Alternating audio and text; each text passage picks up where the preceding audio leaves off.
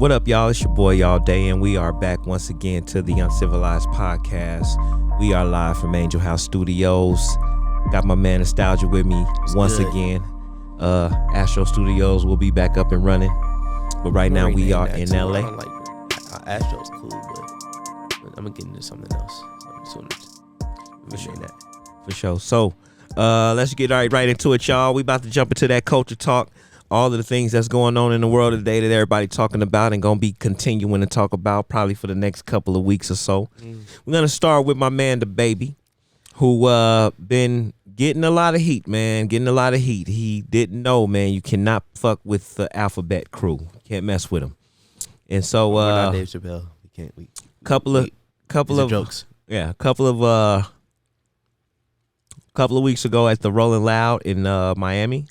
Dababy went on stage and he said, quote, this is from Complex. If you didn't show up today with HIV, AIDS, any of them deadly sexually transmitted diseases that'll make you die in 2-3 weeks, put your cell phone light up. He told the crowd, fellas, if you ain't suck a person, N-word, penis in the parking lot, put your cell phone light up. Keep it effing real. Doing that because, the first 2 minutes you can't really. Yeah. So basically, the comments, this is still from Complex. The comments ignited widespread backlash among his fellow artists, fans, and the LGBTQ rights activists. Dua Lipa, did I say it right? Correct. Who enlisted Dababy for the feature Levitating remix, told fans she was surprised and horrified by the rapper's comments. Quote, I know my fans know where my heart lies and that I stand 100% with the LGBTQ community. She's a hypocrite. We need to come together to fight the stigma and ignorance around HIV and AIDS. She is a hypocrite. I'm going to tell you why she's a hypocrite. Let's stand by on that. Since then, many people have called on Dua to remove the Dababy-assisted remix from streaming services, which she actually ended up doing, and as well as Kanye West. But the airplay for Levitating has been less on the radio, so he's not gaining credited on the Billboard charts. And Kanye West had him removed from Nana, I guess, featuring 2 Chainz. So, yep. And then finally, Boohoo Man, which is a apparel clothing brand, he was doing a collaboration with. They cut ties with him. They wrote on Twitter, quote, Boohoo Man condemned the use of homophobic language and confirmed we will no longer be working with Dababy. Diversity and inclusion are a part of the Boohoo Group's DNA, and we pride ourselves on representing the diverse customers we serve across the globe. I've been saying this for years, man. I'm so jealous of the LGBTQ community because civil right wise, they get more things done and get more people, foundations, communities, and corporations to get behind them before even black people. But shout out to y'all, man. It's not y'all fault. They want everybody to be happy. So as long as they're winning, everybody else wins in the end. So now you said that Miss Lipa was a hypocrite, and I'm going to tell you why. Mm-hmm. Because on Pop Smoke's new album, there's a track with Dua Lipa, and Pop Smoke on arguably his biggest song, Dior, he has the lyrics, I can't fuck with these niggas because niggas is gay. Yeah. Is that not blatantly? And we know how that is taken in the hip-hop community, but in the wider, like, outside, they can explain that away. Right. The problem with what Dababy said is it's not the same. It's not the same, of course, and I don't stand with his comments, obviously, because obviously it's misinterpreted, but, he was wrong, and he apologized, and he stood on his hill. No. He was wrong, and he didn't apologize at first. At first. And then he did a bunch of backhanded shit. Right. Then when he saw that these corporations and big, powerful white people started speaking on it, it scared the fuck out of him. And that's when he gave the apology, which was one big celebrity too late. You never want Elton John or Madonna. Not Madonna, because whether she's gay or not, that's not what she's known for. Right. Elton John is known for it.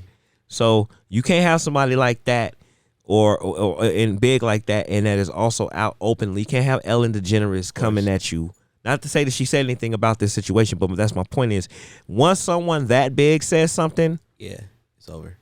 It's over. Yeah. So he'll bounce back from it because it's a microwave world. and he's a very, very talented guy, and His music hit. his music hit. But the bounce back won't be as big as the continued descent would have been had he not said those words. And again, man, we're gonna get into the whack stuff, the whack 100 and Tekashi stuff, but speaking to a lot of things Wack spoke about and Tekashi, the politicking in all of this stuff is just crazy. Strange. Because if Lil Nas X wasn't successful, Dababy wouldn't even have been thinking about saying nothing like that. And that's not Lil Nas X's fault. That falls on Dababy. That falls on Dababy. You cannot. Every generation has an artist that comes out that's different. Mm-hmm. And all of the hip hop artists attack them. Like PM Dawn tried to come off like they was a rap group back in the day. And I remember KRS-One threw them off the stage. And then that word travel, thank God social media wasn't around that time, man. They said KRS-One threw PM Dawn off the stage. But before the throw off the stage happened and after the throw off the stage happened, any artist that comes different, no matter what time it is, if they're in hip hop, whatever, they show a different side or an originality or something that nobody thought of doing, or they show a courage, they get attacked. It's just, for some reason, as a matter of fact, I watched it. I thought how they treated, and finna be interested to see what this guy's finna say, ladies and gentlemen. Get ready for this. Okay. I thought they was gonna treat Nicki like that coming in. They did, and no, not as bad, because even later if it, career. Let me finish. Hold that. You can't do that. You got. Let me say my point. You're right. Go ahead. I thought they was gonna do her like that, in like with the whole Lil' Kim is the queen. Who is this broad? Nope, we not accepting her. But they gave her a little flack, but she hit him over the head too hard. And she attacked it from different genres, kind of like how Drake did. But she, to me, more rapper than Drake is. Drake more singer, entertainer. If Nicki got bars, she can really rip you up. But I got to be honest, man. The way they did Cardi when she first came in, as opposed to Nicki, so I guess the barbs, yes. I felt like Cardi got treated up there with how Nas is getting treated, because he came out and blew, and then he came again. Same thing with Cardi. Even I thought Bodak Yellow was a one-hit wonder. We all did. Let's keep it real. But some people, the problem is some people take those thoughts and it becomes a monster, or they say things they shouldn't say, like Dababy. I'll hand it over to Nostalgia so he can give counterpoints to what I just said. Nah, you spot on with Nicki, but part of that, like, initially, she had to break. Like, she couldn't even break through New York. Like, New York wasn't fucking with her at all. She had to go to Atlanta, and that's when she linked up with Gucci, and that's how she got linked with Wayne, and that's, took off. But that ain't the part I'm talking about. I know. No. I'm talking about that part. I know. I'm talking about once the blow up happened. Yeah. But once the blow up happened, she got the comparisons to Lil' Kim, and Cardi got that hella early on. You remember that? Yeah, it was bad. They wanted them to be. It was so bad, and that's the reason. And then they got they got what they wanted. Right, but I think that was hella selective politicking. That go back to the Wack and Tekashi that we go get into. That's the word, selective politicking. Right. That the way they treated Cardi and Nicki at 2017, 18, and so on, and when they beef got hot, they wanted those two women to be so bad, just so like. Now, either way, like that, because both of them were different in their own regard, but it felt like they wanted one to be dominant, so it was selective in that regard to get one out. I'm gonna piggyback off and support what he just said. I've never seen a mob mentality of people wanting to see two people go at it with each other. Maybe except for the Nas and Jay-Z stuff. But that was a New York thing. And no, son. You was a kid, son. I know. I was there when it happened, son. They had the whole world on that shit. Just like Tupac and Biggie had the whole world on their shit. But everybody was on the Nas and Jay-Z remember, though, shit. people can see where those beefs initiated. They thought Cardi and Nicki was beefing before, like, Now Bodak people Yellow did even know dropped. where those beefs initiated. You wrong. I'm telling you, it was the same way. Because once Jay-Z dropped Super Ugly, he was like, "What? He banged his baby mama? We didn't know that." So Yeah, you didn't know things, but once That's people what I'm say saying. things on wax, clearly, but it was no like. It's just two women rapping. Once they did Motorsport, I don't care how it happened. Right. We've told the story, so don't tell it We again. heard the story. Yeah. No, you told it on one of our shows. Oh. So we heard the story. We're not gonna tell it. Yeah. Good. Once that song dropped, I said, "Here come the beef. Yeah. Here come the beef. Everybody finna get what they wanted." And I just was picturing the Migos, all of them, even her baby daddy, doing like Mr. Burns. Excellent, because it happened on they shit. You know what I'm saying? So they pulled off getting them both together. So they enjoyed that. Shout out to the Migos for making that happen. Sort of like that's a perfect segue. Prayers and shout out to Dababy. Hope you get through this, man, because you're talented. Don't let your ego speak for you. You the same thing is happening and has happened with Tekashi 69. Yep. He not gay, although he does gay like things. That's beside the point. Let's stick to the facts. Earlier this week, my man Akademiks dropped his new podcast.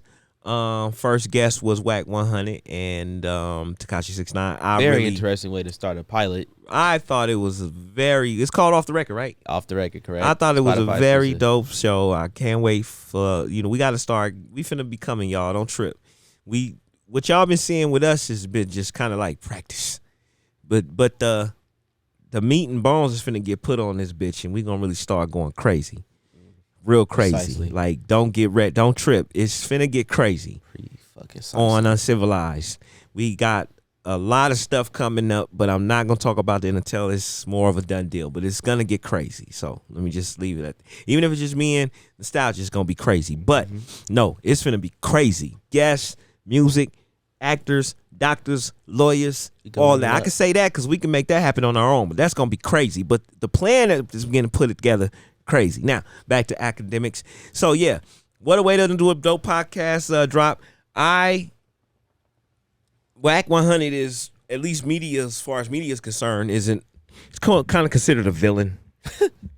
I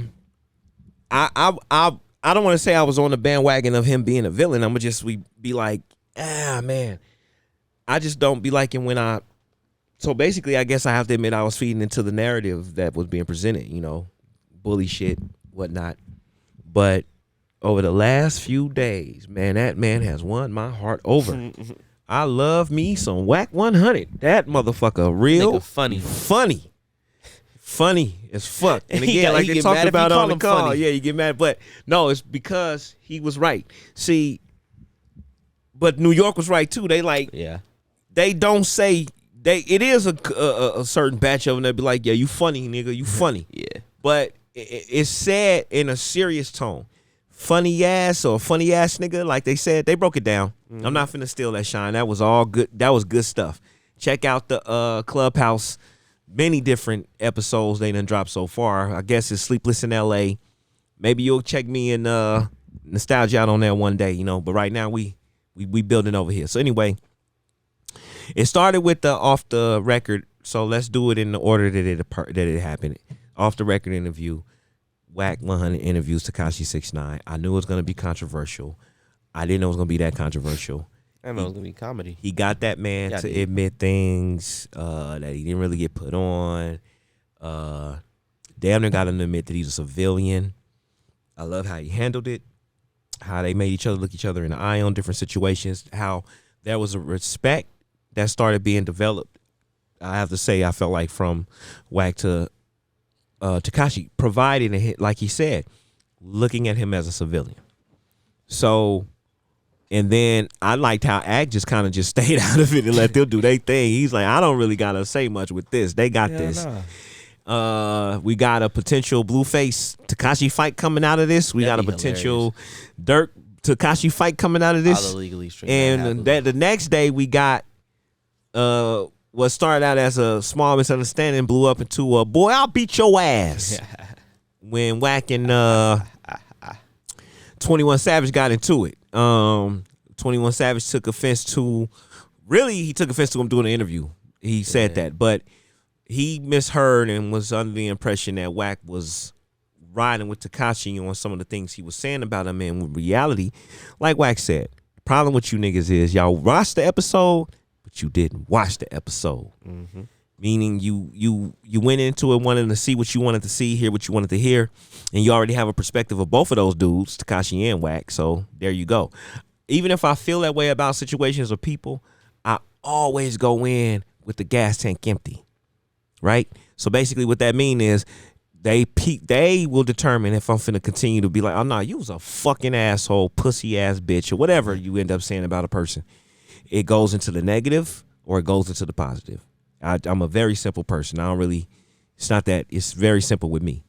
And I thought they both, I was already starting to develop an understanding, not a respect or under whatever, but an understanding of Tekashi and why he do what he do. And Wack covered all of it mostly. You're a troll. And he pull y'all in and you keep letting them. Shit, what the fuck? I just picked up the thing and opened it up and let it happen. But he's doing that. And it worked. And y'all let him. And then he get in y'all face and be like, what's up, all that stuff you was saying? Ain't nobody saying nothing. Yeah, what's up? What's up? Also, before Nostalgia give his thoughts, since they brought up Tekashi's crew, 9 Trey, all that stuff, Jim Jones came up. Jim Jones potentially being a rat himself came up. Forced Jim Jones, called Mel Matrix, Mel Murder, in the pen, in the feds, to get his thoughts. Now it's starting to look a little messy. I'm going to be honest with you. But even still, messy on who part? Because, I just feel like they keep giving, if Wack, or we know Tekashi, but if Wack's doing this to get whatever, it's working, ladies and gentlemen. Because I wouldn't have let him get me like how he got Jim Jones to go that far. And then what did Wack do the next day? Clowned him with it. So you finna call a man in jail? That man can't do nothing for you in jail. So it's all interesting. And what's funny is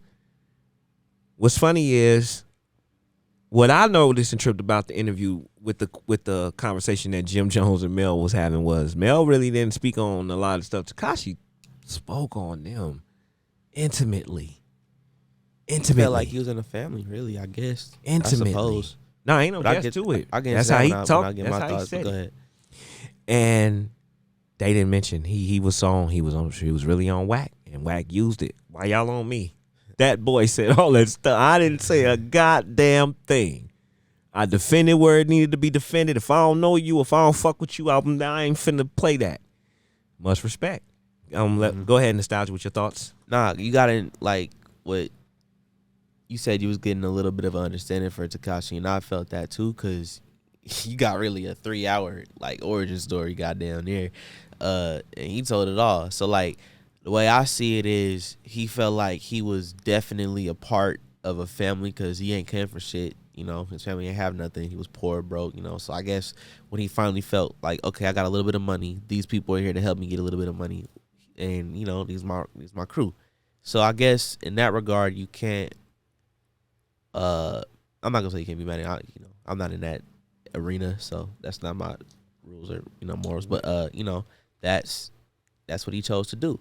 Now in Wack's regard, I thoroughly enjoy that he got him to admit all of that, because it was just pure comedy. But I think what Wack was trying to accomplish was he was trying to himself gain an understanding, and he understood he had the platform to do it, so he was gonna do what he had. Yeah, and he left out of that interview saying he learned stuff about him that he didn't know. So it was all for pure entertainment, I think. He said he was wrong about how he's he didn't think he was really popping out like that. He's like, nah, he pops out. Yeah. He backed him up on that. He's like, because he was just giving him what he was saying. You probably was really doing it, but their their mistake, 9 Trey's mistake, was letting you be involved with all of that. They shouldn't have let you guys. Yep, I've been saying that from day one. Right. I've never really blamed Tekashi. That's just because I know what that was from the gate. You know what I'm saying? It's just, and it's been going, it goes on everywhere. It goes on everywhere. Ain't nothing new. I've been seeing it. I feel sorry. And I want to say something about what he said about feeling like he was part of a family, and then we're going to move on to the politics as usual. But I love seeing them post women make fun of homies. Say he be with that his homeboy more than he be with me. Whatever. Yada yada yada. I need people to understand something, ladies, and they be knowing. We come from broken homes that didn't have fathers, or some homes didn't have neither one, or if they had one was on drugs, or both of them was on drugs, or if they had them both, one was abusive. Bottom line is, it was something in there broke, and what you saw on TV, you wanted that. You wanted that house picket fence, go around the corner and play with your friends, no gunshots, no issues, fairy tale type shit. And you get that with your homies.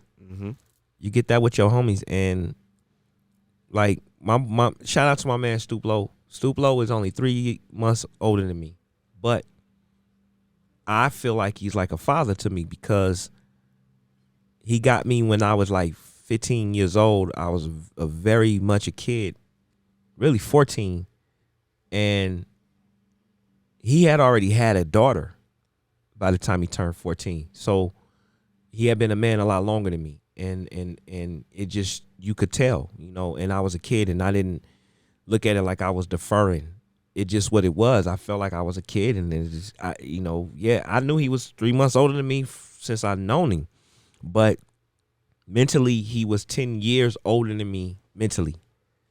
So if we was 14, he was 24. My point is, that's what I lacked in not having a father. I got it with him. Like in '93, my family went to Chicago for a family reunion, and everybody went but me. And what did my mom do? Because Stoop had been my friend for a couple of years leading up to this trip. She said, "Can you stay and take care of my son?" So whatever my mama saw, she said that. And do you know this motherfucker did that? Like he wouldn't let me throw no party. We had company, but it was only girls. And he wouldn't let the homies come over. I think they came over one time, and he made everybody sit on the porch. Now, mind you, this is a gauge crib hood, so we have a mixture of Bloods and Crips sitting on my mama porch, but she wasn't in town. He wouldn't sleep he wouldn't sleep in none of the rooms. He slept on the floor because he said those are y'all beds. And we made sure we ate and did everything we were supposed to do for the 4 days that we was there. So, and then when you get older, I can understand how a grown woman to see that and see her man leaving or spending time with this dude all the time. I'm posting dedications. I'm giving y'all the answer. All right, let's move on to politics as usual, man. And we gonna let Nostalgia set this off. But before he do, I will announce that Governor Cuomo has officially resigned as the governor of New York, following rampant and continuous accusations of sexual harassment. I'm sad to hear about it. I'm gonna be honest with you. I don't believe he harassed anybody. I think he's just a hugger and a lover, and he just loves to hug, and then he'll hug the fuck out of you. And in this day and time, they have turned that into. I'm gonna tell you something. I don't know how to talk to females no more, because I could be crass. In my past, and back in the day before the Me Too movement, and before I had a kid, I would say some wild shit. Now, I ain't never been to, yo, can I call you? No. Well, fuck you then, bitch. That ain't never been me. That's been the stupidest approach in human history. But why would you do that? But I have, as a human. But I have walked up to a woman, and I'm gonna say before I say this now, this is definitely considered Me Too sexual harassment. You can get fired, all kind of shit. I walked up to a woman and said, "Man, you look like you'll look good on my face." Sitting on my face. You see what I'm saying? First time. Boy, you trying to say something like that now. And don't say it to a coworker. You're screwed. So we just live in a different time, man. Politics as usual. Cuomo's resigned. And we got some new information on the part 3, apparently, of the dreaded Darth coronavirus. All right, turn it over to my man Nostalgia to give his thoughts on Cuomo and then the Lambda. Cuomo, you nasty fuck. You did all right for New York, but then you handled the pandemic okay, but then a dead body, or what was it? Like the the number of dead people like in the nursery homes or whatever. Yeah. That was like mishandled or whatever. I don't know. I'm not gonna get into his story, but that's his business. I'm gonna let that all settle in, and I'm gonna give my thoughts when it's all said and done. But as far as COVID, yes, we are in part 3 because not only do we have the airplane variant, now we have a new one.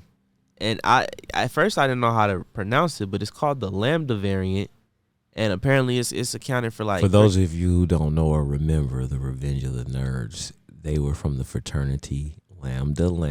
They had to do a little quirky, obscure movie line. Wasn't that the pedophile thing? Where was that from? That was Nambla. That was on South Park. My fault.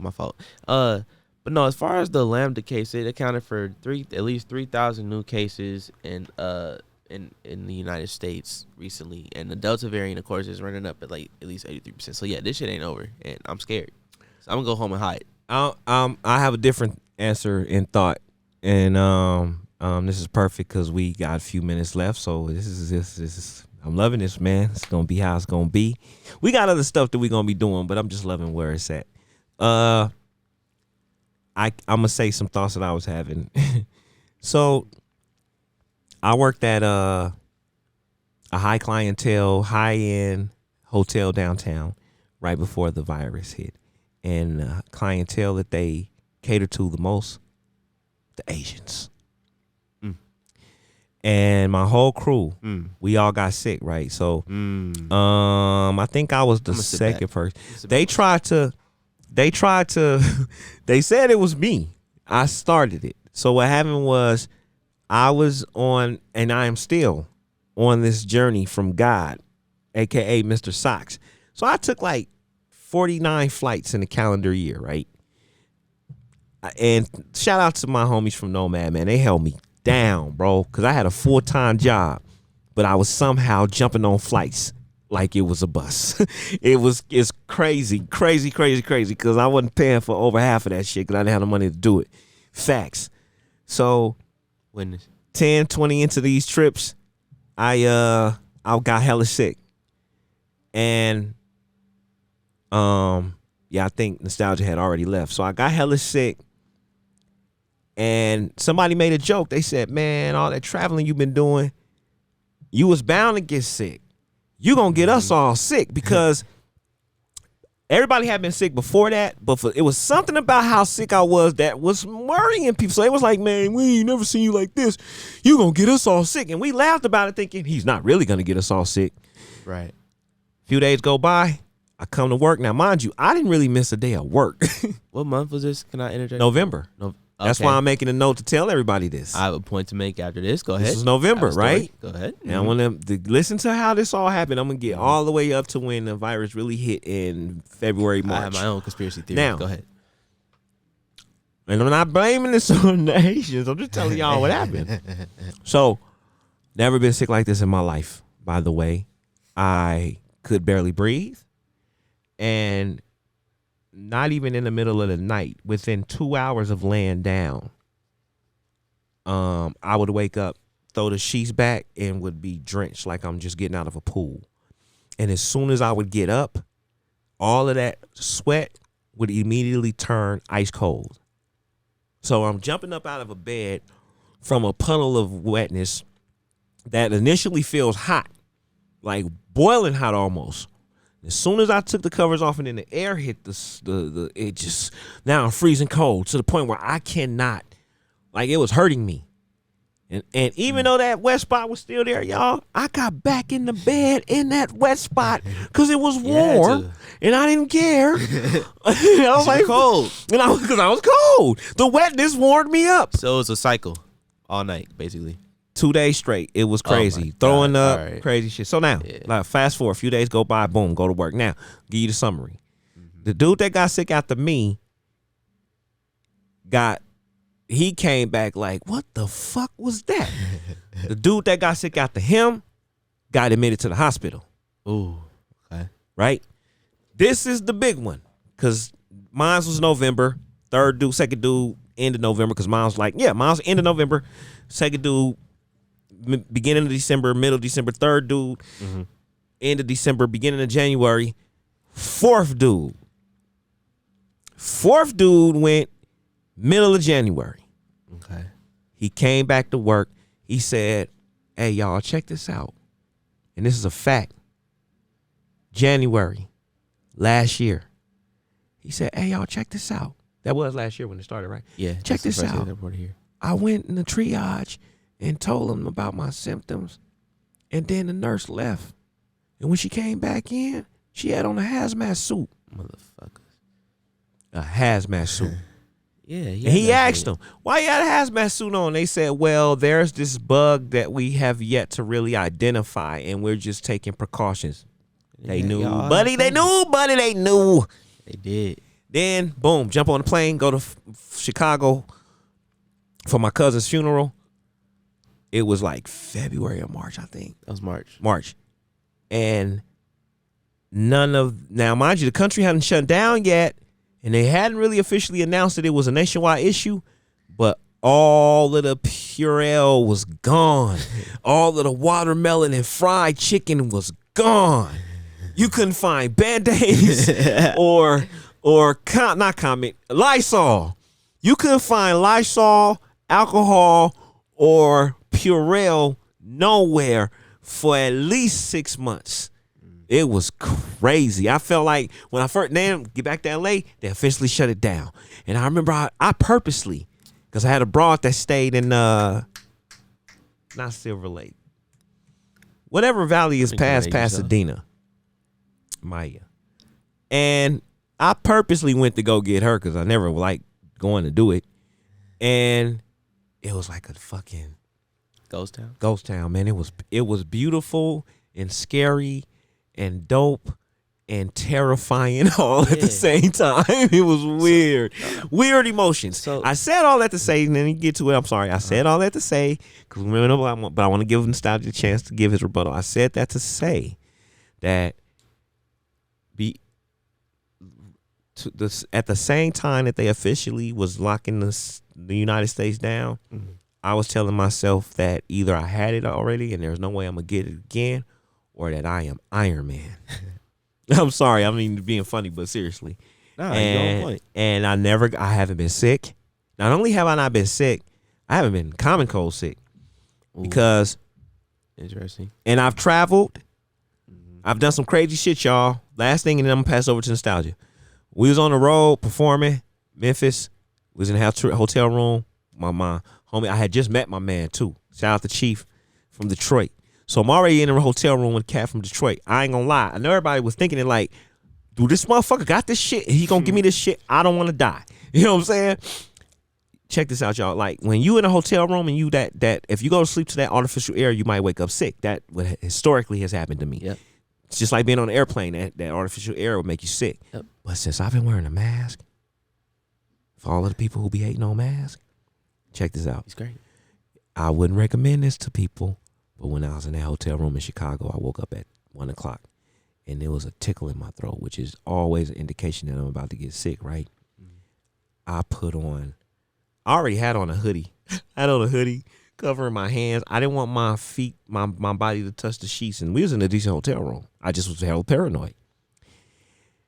And I went to sleep with a mask on. I was so scared, y'all, that I was going to suffocate. I was terrified. Now, confession, I did. I didn't not in Chicago. Like, I kept wearing the mask. I came home and I felt that tingle again like a couple of months later, and I went to sleep with a mask, but I have kind of like an apnea, and I woke up and that mask was in my mouth. I went to sleep with a mask. But I'm gonna wait until I feel sick. But bottom line is, if I feel anything, I would put on a mask, man. In the house, outside, no matter what. I feel it, because look, we like you said, you definitely had COVID, by the way. It's confirmed you had it, and let's keep it a buck. But I think I had it too, because in November we had Thanksgiving at my great grandmother's house, and nobody was sick. But the week after, everybody had like a little cold. A couple weeks go by in December, we all still kind of sick, but it's like me, my mother, my grandmother got sick, but they all go to LA for Christmas. And then they drive up to Apple Valley to see my great auntie. They get back. Everybody, first of all, everybody in the house is sick. All the kids, they get back. We all like like how you described, you woke up drenched. I had to sleep in sweats because Texas gets hella cold, and I don't think it snowed that winter, but it was definitely very, very cold. So I slept in sweats, but because of that, I woke up very sweaty. But then I was like you, I'm like, I'm still cold, even I'm wearing these sweats because it's still cold, and it was that same cycle. I didn't have no breathing problems, but I did have a fever for like 2 weeks straight. But like you said, since then, haven't had a common cold. I didn't have no common cold throughout the pandemic because obviously I had the mask. But in October, I got my first flu shot, and it was basically COVID for like 2 weeks. And since then, my appetite's been hella fucked up. I can't eat normally, but I don't have common cold. But I think COVID that's about to be the next common cold. That's my conspiracy theory of the day. All right, y'all. So we had a question of the day, but we ran out of time. So I'm gonna ask it on the next episode. It's all good. It's good content. I'm gonna keep it coming. So for my man Nostalgia and Bobby Jean Brown, I just decided, y'all, that even though I've been having my dog for over a year, that I wanted to give her a middle name today. Really? So she is officially Bobby Jean Brown. Hey, Bobby Jean. You don't got to call her Bobby Jean. She's still Bobby Brown. It's just her middle name is Jean. All right. For my man Nostalgia, Drew K, Angel House Studios, the whole team, Trust the Process, Out of Trench, Boy All Day, 247. We'll see y'all next time. Peace. We out.